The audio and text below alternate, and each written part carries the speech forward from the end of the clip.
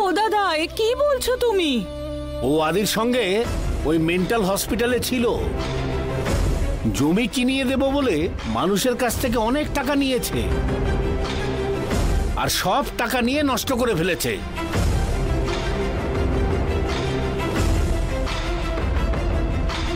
Police যাতে ধরতে না পারে সেই জন্য পাগলের মতো আচরণ করছে। আদির সঙ্গে থাকার সময় আমাদের ব্যাপারে জেনে গেছে, আমাদের নাম্বার কোনোভাবে কালেক্ট করে ও ফোন করে নিজেকে আদি বলে আমাদেরকে বিশ্বাস করিয়েছে। এসব তুমি কি করে জানতে পারলে মামা? পুলিশ ওর ব্যাপারে সমস্ত কিছু জেনে ওকে অ্যারেস্ট করবার জন্য খুঁজছে। আমি যখন সায়নের বাড়িতে ছিলাম, পুলিশ তখন আমাকেও খুঁজতে এসেছে।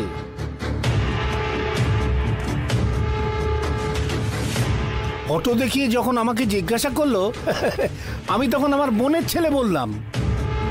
ইন্সপেক্টর বলল, এ আপনার বোনের ছেলে নয়, এ একজন 420, সবাইকে ঠকিয়ে বেড়াচ্ছে। শুনুন, এই যে আপনার বোনের ছেলে নয়, সেটা থানায় গিয়ে আপনাকে স্টেটমেন্ট দিতে হবে। তাই আমি থানা থেকেই আসছি। স্টেটমেন্ট দিয়ে সোজা আমি এখানে চলে এলাম। হ্যাঁ, ওকে বাড়িতে গিয়ে অ্যারেস্ট করার জায়গায় তোমার কাছে কেন খুঁজতে এলো?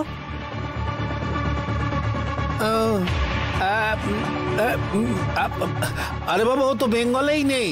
পুলিশ চারদিকে ওকে খুঁজে বেড়াচ্ছে।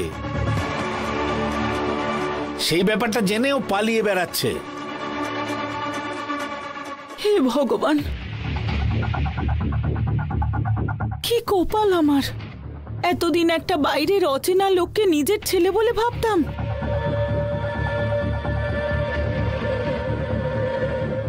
তাহলে ও যে বলেছিল যে পালাতে গিয়ে মুখে অ্যাসিড পড়ে পুড়ে গেছে, সেটা কি মিথ্যে?